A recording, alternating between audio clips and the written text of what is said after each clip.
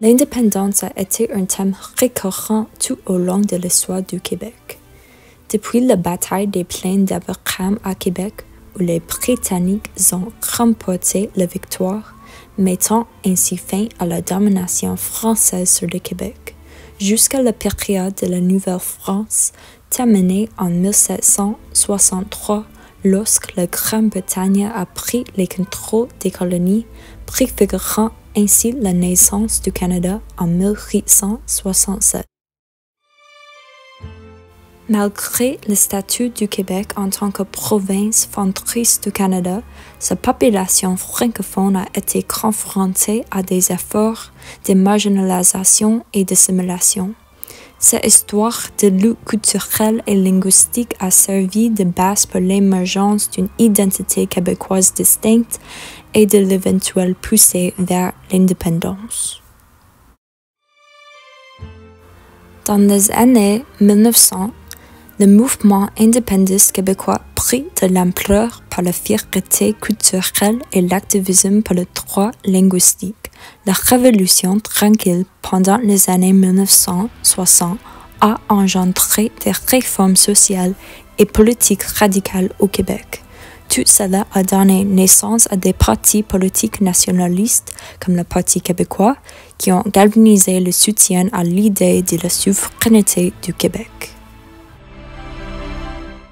Ce mouvement a atteint des moments charnières avec les référendums sur la souveraineté du Québec en 1980 et 1995. C'est à ce moment-là qu'on a demandé aux électeurs québécois s'ils étaient favorables à ce que la province devienne un pays indépendant. Bien que les deux référendums ont finalement perdu la vote majorité contre l'indépendance, elle a créé d'intenses débats et discussions sur la place du Québec au Canada et la viabilité de la souveraineté. Aujourd'hui, le mouvement d'indépendance québécois demeure une source importante dans la politique Canada. Le 14 avril, Paul Saint-Pierre Plamondon, le chef du Parti québécois, dit que si le parti est élu en 2026, ils agréeront rapidement pour organiser un troisième référendum au Québec. Dans son discours, il a dressé un sombre tableau de l'avenir du Québec parce qu'il estime que le Canada est passé d'une indifférence à l'égard du Québec à une tentative de l'effacer de l'existence.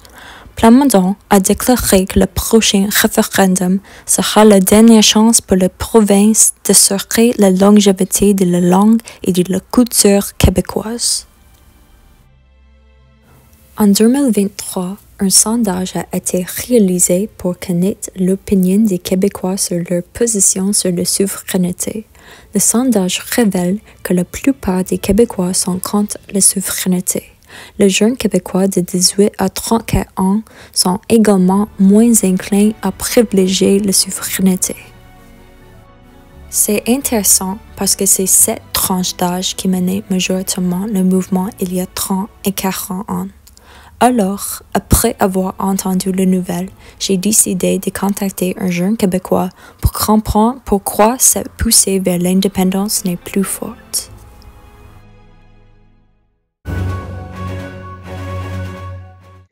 Aujourd'hui, je suis ici avec Edouard, un jeune Québécois, pour avoir son avis sur la souveraineté au Québec.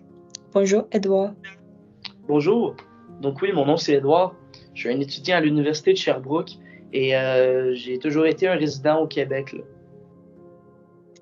Alors, premièrement, si un référendum avait lieu sur la souveraineté du Québec aujourd'hui, voteriez-vous pour ou contre? Personnellement, je voterais contre. Je vois pas le besoin d'un référendum en ce moment. Je vois pas l'avantage non plus de la souveraineté. Personnellement, c'est pas dans mes valeurs. Et je sais pas, je dirais que c'est peut-être pas un bon moment non plus au niveau là, du climat économique là, qu'on observe en Amérique du Nord. Oui, dans une enquête récente, plus de la moitié des électeurs âgés de 18 à 34 ans sont contre la souveraineté, avec 31% y sont favorables. Alors, pourquoi pensez-vous que les jeunes Québécois sont contre l'indépendance? Je pense que c'est plus nécessairement le même enjeu pour les jeunes que c'était il y a 20 à 30 ans. Parce qu'il y a 20 à 30 ans, la question était très populaire chez les jeunes adultes, le jeune électorat, parce que c'était une question de l'avenir du Québec et donc de l'avenir de ces jeunes-là. Mais maintenant, avec le temps qui a passé, la poussière a un peu comme retombé. L'idée du souverainisme a perdu beaucoup de momentum au Québec. Et voilà, je pense que ça a un petit peu moins de poids qu'avant, même si c'est encore une question intéressante. Oui, je comprends votre point de vue.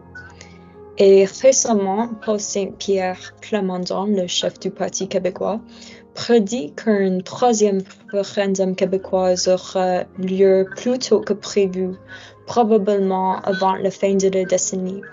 Est-ce qu'une prédiction probable, selon vous? Ça m'étonnerait de voir un troisième référendum d'ici 2030, parce que premièrement, il faudrait que le Parti québécois soit élu, ce qui n'est pas impossible, mais il faut que ça arrive. Et deuxièmement, il faudrait qu'il soit élu majoritaire, sinon je ne vois pas comment il y aurait assez de support populaire au Québec pour un troisième référendum. Oui, et d'autres personnalités politiques ont soulevé des critiques à l'égard des affirmations de Plamondon, comme on dit que son ton apocalyptique visait à promouvoir son programme politique d'indépendance en créant la peur. Et pour moi, je suis plutôt d'accord que la peur n'est pas le moyen d'unir les Québécois. Êtes-vous d'accord? Quelle est la meilleure approche selon vous?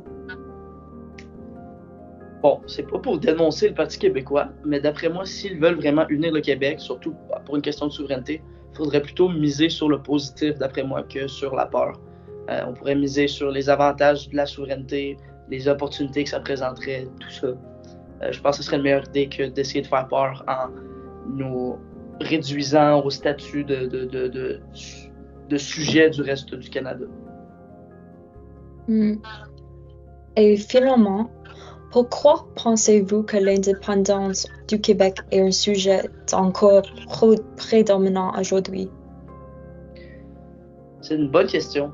Je crois que l'indépendance est un sujet moins d'actualité qu'il l'était auparavant, mais c'est encore quand même pertinent parce que ça fait vraiment partie de notre histoire, je dirais. Ça fait partie de notre identité culturelle, nous démarquer par notre identité, par notre propre culture, par notre nation, par notre langue surtout, du reste du Canada. Après mon entrevue avec Edouard, il semble que le jeune Québécois ne voit plus la nécessité de l'indépendance de la même manière qu'ils l'ont fait dans le passé. Devenir une nation indépendante n'est pas un processus simple. Il y a plusieurs facteurs à considérer. Par exemple, l'économie. L'indépendance pourrait conduire à l'instabilité économique et à des incertitudes en matière de monnaie et d'accès aux marchés commerciaux. Sans parler de l'impact de la stabilité politique. Si le Québec se désunit du Canada, il y aura moins de protection et de sécurité contre les menaces extérieures. Les préoccupations concernant les droits des minorités sont un autre facteur à considérer. Les anglophones, les peuples autochtones et d'autres minorités linguistiques pourraient devenir marginalisés, comme les francophones ont été marginalisés dans le passé. À mon avis, Plamondon et le Parti québécois devraient se concentrer moins sur les affirmations infondées et davantage sur la viabilité d'un Québec indépendant aujourd'hui, ainsi que sur ses impacts potentiels. Plamondon n'a rien fait pour répondre aux préoccupations des Québécois ni proposer un plan d'action cohérent. Dans son discours, Plamondon a utilisé la célèbre diction de Franklin D. Roosevelt. La seule chose que nous devons craindre, c'est la peur elle-même. Toutefois, s'il est élu et qu'il y a un troisième référendum, je pense que le Québec aura plein de raisons d'avoir peur.